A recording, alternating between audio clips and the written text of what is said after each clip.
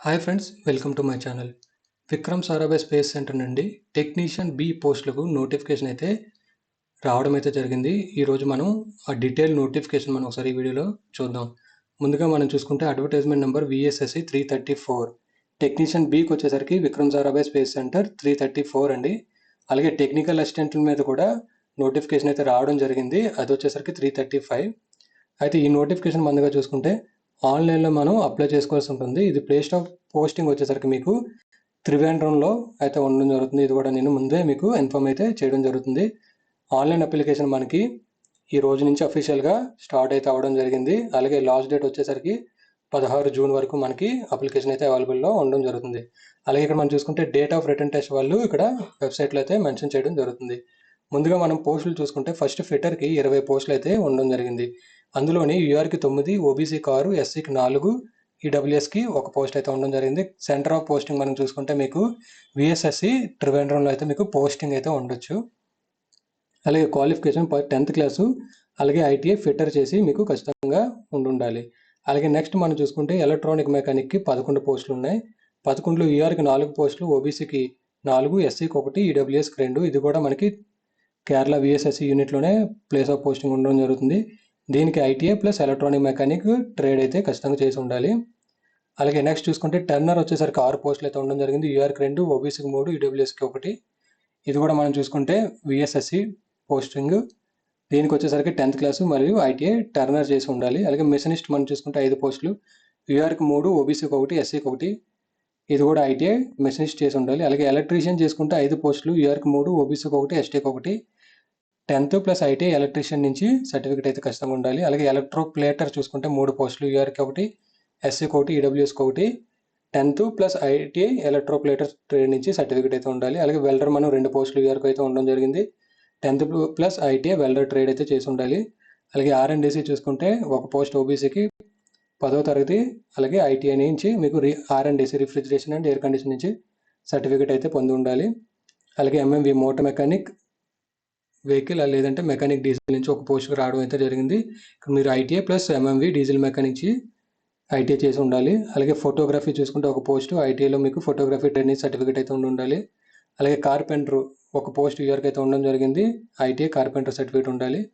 అలాగే మన ఇక్కడ డ్రాఫ్ట్ మ్యాన్ బి చూసుకుంటే 7 పోస్టులకు నోటిఫికేషన్ అయితే రావడం జరిగింది. డ్రాఫ్ట్ మ్యాన్ బి మెకానికల్ మొత్తం 7 పోస్టులు, యూఆర్కి 3, ఓబీసీ 2, ఎస్సీకి 1, ఈడబ్ల్యూఎస్కి 1. దీనికి ITI మీరు డ్రాఫ్ట్ మ్యాన్ మెకానికల్ ట్రేడ్ నుంచి ITI సర్టిఫికేట్ అయితే ఖచ్చితంగా ఉండాలి. అలాగే నెక్స్ట్ ఫార్మసిస్ట్ చూసుకుంటే 1 పోస్ట్ యూఆర్కి అయితే ఉండడం జరిగింది. డిప్లొమా ఇన్ ఫార్మసీ అయితే సర్టిఫికేట్ మీకు ఉండాలి.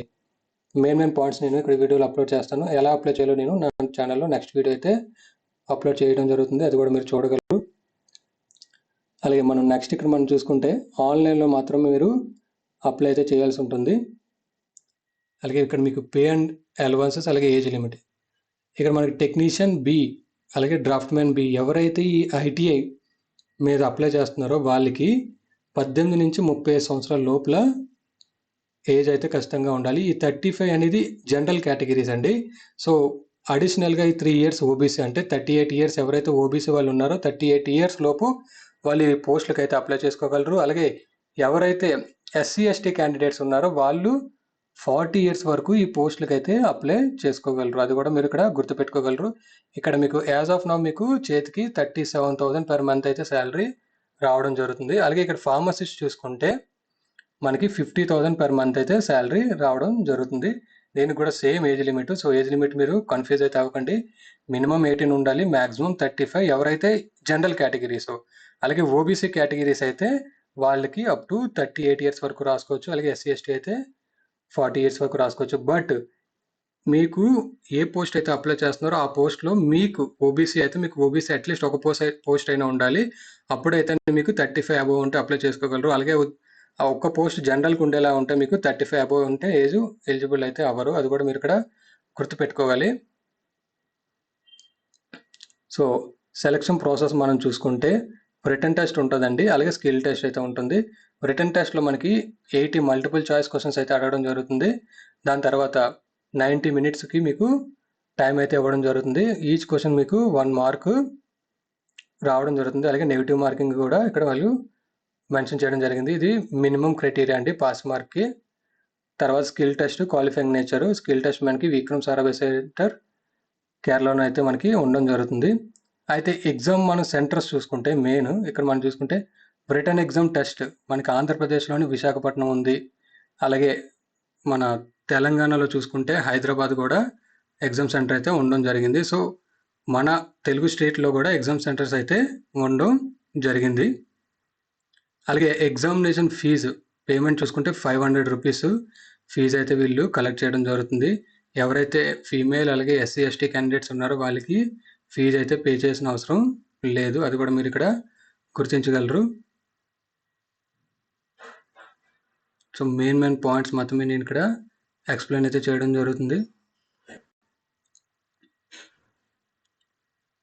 అలాగే ఇక్కడ మనం చూసుకుంటే ఫీజు ఎవరైతే పే చేస్తారో, ఎవరైతే ఎగ్జామ్కి అటెండ్ అవుతారో వాళ్ళకి అమౌంట్ కూడా రీఫండ్ అయితే అవ్వడం జరుగుతుంది. ఆ అమౌంట్ వచ్చేసరికి మనకి 100 రూపీస్ డిడక్ట్ చేసుకొని మీకు అమౌంట్ అయితే వాళ్ళు రీఫండ్ అయితే చేయడం జరుగుతుంది.